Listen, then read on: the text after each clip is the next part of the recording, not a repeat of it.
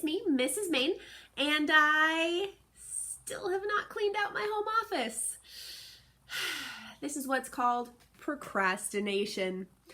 On the bright side, the next time you start an assignment half an hour before it's due and I give you grief, you can reference this exact moment in this exact video. Say something like, "Hey, Mrs. Main, how long did it take you to clean out your office? Are you still cleaning it out right now?"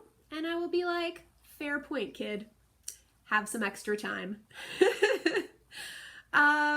So today, by special request, we have another Pacific Northwest history mystery, specifically Bigfoot.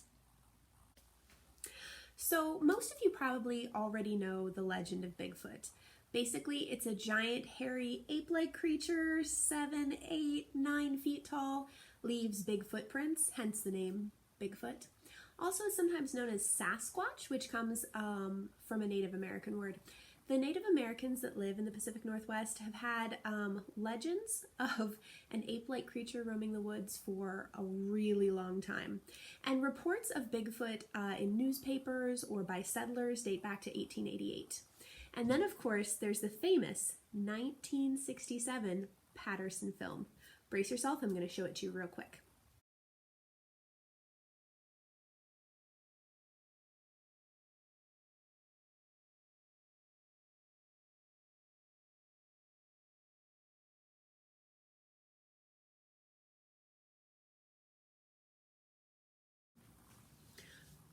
First takeaway, of course, is that, yikes, the video quality was not great, but it was the 1960s. Second of all, there's some jostling at the beginning as he sees this thing and grabs his camcorder. These kind of cameras they had in 1967 were really big and bulky and heavy, and you had to like pick them up. One thing a lot of people don't like about this 1967 film is if you slow it down or if you watch it again and pay really close attention to the way the Bigfoot is walking, it walks a little too much like a human. There's some really great evidence on this week's Google document where you can watch a video, you can watch the original video, and then you can watch them slow it down, clean it up, like really examine the movements. So that's a fun one. There are lots of photographs of Bigfoot. A lot of them are hoaxes. A lot of them are from really far away. Could be a really hairy bear or a mountain man or a tree. I don't know. But before you examine the evidence, one more thing I want to tell you this week is a story of the Saula, and also, also of the vampire deer. One reason people think Bigfoot doesn't exist is because we've never found a dead Bigfoot or a skull or anything like that. It's something you might not have considered yet, but take a minute. If Bigfoot live in the woods and the forest, then they should die in the woods and the forest, and how come in all of the years we've been hearing legends about them, no one has ever stumbled across a dead Bigfoot? Consider, if you will, when you consider this point, the story of the Saula.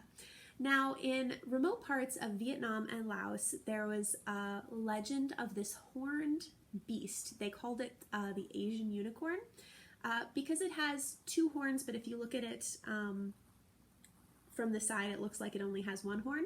But also, they call it the Asian unicorn because unicorns are mythical creatures that no one has ever proven exist. So in 1992, villagers found a skull that they couldn't identify, and they took it to scientists who said, "This is not a skull we've ever seen before."